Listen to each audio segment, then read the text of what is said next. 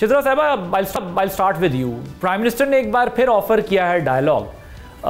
کیا یہ وہی ایک مذاکرات کا تسلسل ہے جو ایک روایتی ہمارے ہاں ہوتا ہے, بیانات آ جاتے ہیں لیکن سیریسنس نہیں ہوتی دونوں طرف سے, اور پھر وہی ڈیڈ لاک اور پھر وہی سب کچھ انسٹیبلٹی دکھائی دیتی ہے؟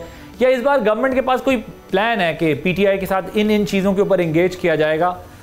جس طرح پی ایم کہہ رہے ہیں کہ ہم بلیک میلنگ ایکسیپٹ نہیں کریں گے, لیکن کچھ پوائنٹس بھی رکھے ہوں گے کہ کن پوائنٹس پر جو ہے وہ اگریمنٹ ہوگا. سو پی ایم ایل این یا آپ کی گورنمنٹ جو ہے وہ کسی کلیئر کٹ پوائنٹس کے ساتھ آ رہی ہے بات کرنے کے لیے ان سے؟ جی بہت شکریہ. دیکھیے ہم نے تو مذاکرات کا دروازہ کبھی بھی بند نہیں کیا. ہمیں بار بار ہم آفر کرتے رہے کہ مذاکرات کیے جائیں, لیکن آپ کو پتا ہے کہ ایک تسلسل کے ساتھ پی ٹی آئی کی طرف سے یہی کہا گیا کہ ہم نے سیاسی قوتوں کے ساتھ بات نہیں کرنی, ہم نے صرف اور صرف جو ہے وہ اسٹیبلشمنٹ کے ساتھ بات کرنی. اور اس کی وجہ یہ تھی کہ ان کو وہی دو بہت یاد تھیں اور وہی انہی کا ریپیٹ وہ چاہ رہے تھے کہ بغیر کوئی سیٹیں لیے ہم آر ٹی ایس بٹھا کے دوبارہ آ کے بیٹھ جائیں. یہی وجہ تھی کہ انہوں نے کسی بھی سیاسی لوگوں کے ساتھ بات کرنا مناسب نہیں سمجھا اور ابھی بھی نہیں سمجھ رہے. حکومت آج بھی اسی چیز میں, اور اگر آپ کہیں کہ ہم کس چیز پہ بات کرنا چاہتے ہیں یا کیا ہمارا کیا ایجنڈا ہوگا, تو میرے خیال میں حکومت کا تو ایجنڈا صرف اور صرف پاکستان کی بہتری, عوام کی بہتری, معیشت کی بہتری ہے. الحمدللہ معیشت آپ نے دیکھا کہ اس وقت سٹیبلٹی ہمارے آ چکی ہے اور آگے ہمارا یہ فوکس ہے کہ گروتھ کی طرف جائیں.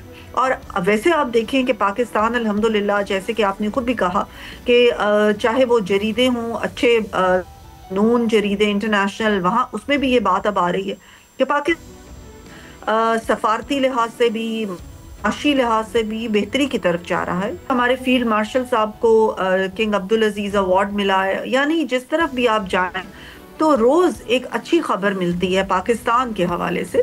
تو ہمارا یہی ہوگا سوچ کہ ہم پاکستان کے لیے, پاکستان کی عوام کے لیے یہ ایک اپوزیشن کا کردار ادا کریں آ کے اور بہتری کی طرف ہم بڑھیں. لیکن شذرا صاحبہ یہ جو انہوں نے ایک چارٹر آف ڈیمانڈ اپنا دیا ہے تحریک تحفظ آئین پاکستان, جو انہوں نے کل ایک کانفرنس بلائی, اس میں انہوں نے کہا کہ الیکشن کے اوپر بھی بات کی, انہوں نے اسٹوڈنٹ یونینز کی بحالی کی بات کی اور بہت سارے انہوں نے سوالات اٹھائے. ان میں سے کسی بھی پوائنٹ کو آپ کی گورنمنٹ سیریس لیتی ہے آپ کے خیال میں کہ نہیں بس یہ گفتن نشستن برخاستن تھا اور کوئی ان کی سیریس ڈیمانڈ نہیں ہے؟ آپ کو لگتا ہے کہ ہاں کل جو ان کی کانفرنس ہوئی اس میں کوئی سنجیدہ نکات اٹھائے گئے ہیں حکومت سے بات کرنے کے لیے؟